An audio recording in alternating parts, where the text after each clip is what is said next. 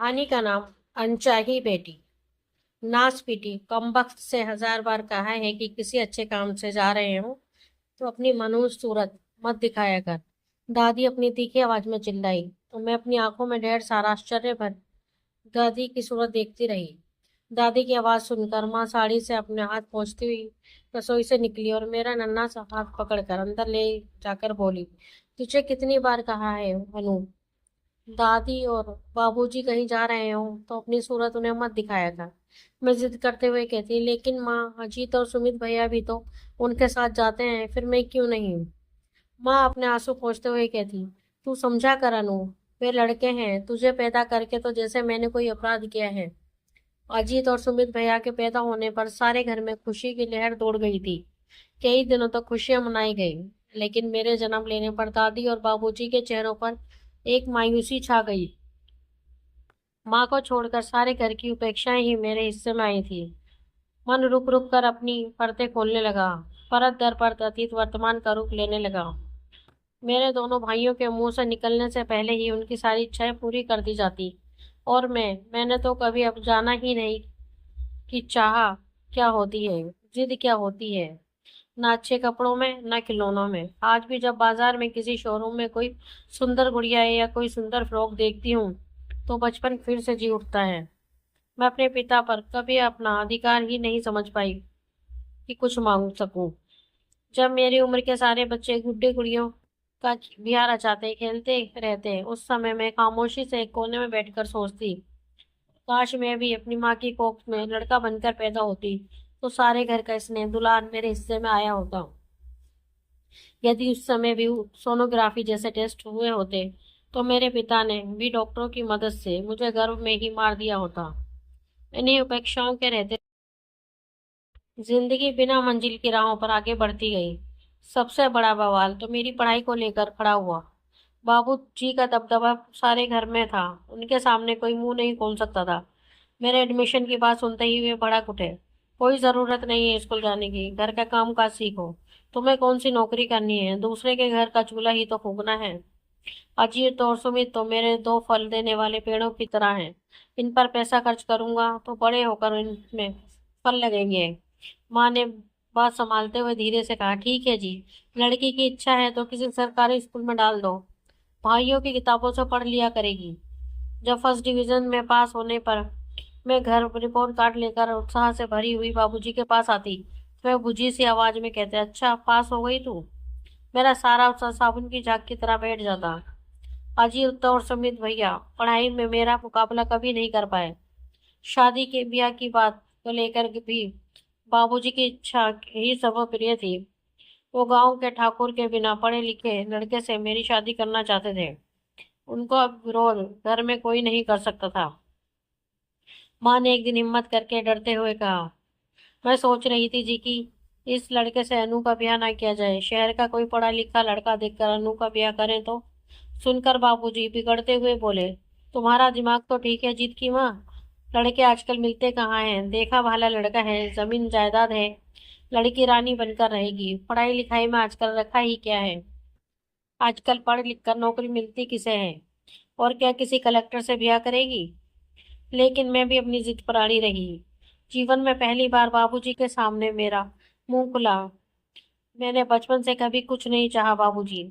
अपनी जिंदगी का कुछ हिस्सा मैं अपने ढंग से जीना चाहती हूँ। जिंदगी की हर लड़ाई मैंने अकेले ही लड़ी थी, ना मेरी कोई इच्छा थी ना पसंद। मैंने बचपन से ही ये बात अपने मन में अच्छी तरह बैठा ली थी कि मेरी इच्छाएं तभी जन्म लेंगी जब मैं खुद उन्हें पूरा करने लायक बनूंगी। मैं भी अपने पिता से और बच्चों की तरह जिद कर सकती थी, लेकिन मुझे बचपन से ही ये एहसास कराया गया था कि मैं अनचाही हूँ, मेरी किसी को आवश्यकता नहीं है। मुझे शहर के एक कॉलेज में लेक्चरशिप मिल गई थी। दोनों भाई अभी बेरोजगार ही थे। गांव की जमीन बेचकर शहर में दोनों ने बिजनेस शुरू कर दिया था। बाबूजी की नाराजगी की वजह से मैं साल में एक दो बार ही घर आ पाती थी। उस दौरान भी वे खिंची खिंचे से रहते हैं। कल ही अजीत भैया का फोन आया था कि बाबूजी को शरीर के दाहिने हिस्से में लकवा हो गया है। बस कंडक्टर के टिकट मांगने पर विचारों की श्रृंखला टूटी। घर पहुंचने पर देखा एक कोठरी नुमा कमरे में बाबूजी की चारपाई पड़ी थी। मुझे देखकर मैंने उनकी आंखों में आज पहली बार अपने लिए स्नेह देखा। अपना कांपता हुआ हाथ उठाने की कोशिश कर रहे थे। मैंने बमुश्किल अपना आंसू रोकते हुए पूछा, कैसे हैं बाबूजी? बाबूजी धीमे से हंस दिए, घोंसले में पड़े भूरे हंसाए पंछी की तरह। ठीक हूँ अनु, मेरे दोनों फलदार पेड़ों की छाया मुझे नहीं मिली बेटा। मेरा शरीर तो जेठ की दोपहरी में झुलस गया। इतना कहते ही उनके आंखों से आंसू बहने लगे। भैया का 5 वर्षीय बेटा आकर मुझसे लिपट गया। पीछे से भाभी दौड़ती हुई आई और बोली, कितनी बाहर कहा है पिंटू, यहाँ मत आया कर। खुद तो दिन भर बिस्तर पर पड़े खांसते रहते हैं, अब बच्चे को भी बीमार करने का इरादा है। माँ ने सहमते हुए कहा, नाराज क्यों होती हो बहू, बीमारी कहकर थोड़ी आती है। शाम को दोनों भाइयों से बात हुई। मैंने कहा, भैया बाबूजी को किसी अच्छे डॉक्टर को दिखाते तो अच्छा रहता। अजीत भैया बिगड़ते हुए बोले, तुम क्या सोचती हो अनु, हमें उनकी परवाह नहीं है। दिखाया था डॉक्टर को, दवा भी ली थी। अब बीमारी एक दिन में तो ठीक होने से रही। जी मैं आया कह दूं कि बचपन में तुम्हारे बीमार होने पर बाबूजी किस तरह डॉक्टरों की पूरी फौज खड़ी कर देते थे, घंटों तुम्हारे सिरहाने खड़े रहते थे। वही आदमी आपके लिए आज एक बोझ बन गया, जिसने बचपन में उंगली पकड़कर चलना सिखाया। रात को माँ बाबूजी के कमरे में ही सो मैंने अपना बिस्तर लगवा दिया था। रात में माँ की दम तोड़ने को तत्पर खांसी कलेजे में फांस बनकर चुभने लगी। ठाकुर जी के नीचे वाले ताक में रखी दवा की शीशी, जिसे माँ सरकारी दवा खाने से लाती थी, उसे ही धनवंतरी के अमृत कलश में छलकी संजीवनी धारा मानकर गला तर करके ही हमसे लड़ती रहती। धीमे प्रकाश के टिमटिमाते बल्ब की रोशनी में माँ को ठीक से कुछ दिखाई न देता। रात में पिताजी को दवा पानी देना होता तो माँ अंधेरे में उड़ेलते हुए बड़बड़ाती, इन मरी आंखों से अब तो कुछ दिखाई भी नहीं देता। इतना पैसा आ रहा है लेकिन ये नहीं होता कि बल्ब भी लगवा दें। एक निर्णय लेते हुए सुबह मैंने भैया से कहा, भैया मेरी इच्छा है कि मैं माँ बाबूजी को अपने साथ ले जाऊं।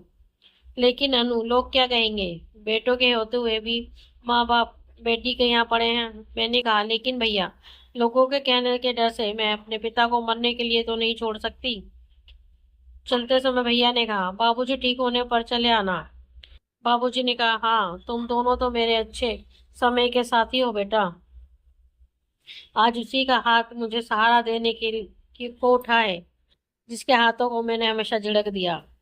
मेरे कंधे पर हाथ रखकर बाबूजी धीरे धीरे चल रहे थे। उनके चेहरे पर सुकून झलक रहा था और आंखों से मेरे लिए अश्रुधारा बह रही थी, जिसने मेरे बचपन की कड़वी यादों और दर्द को अपने साथ बहा दिया था।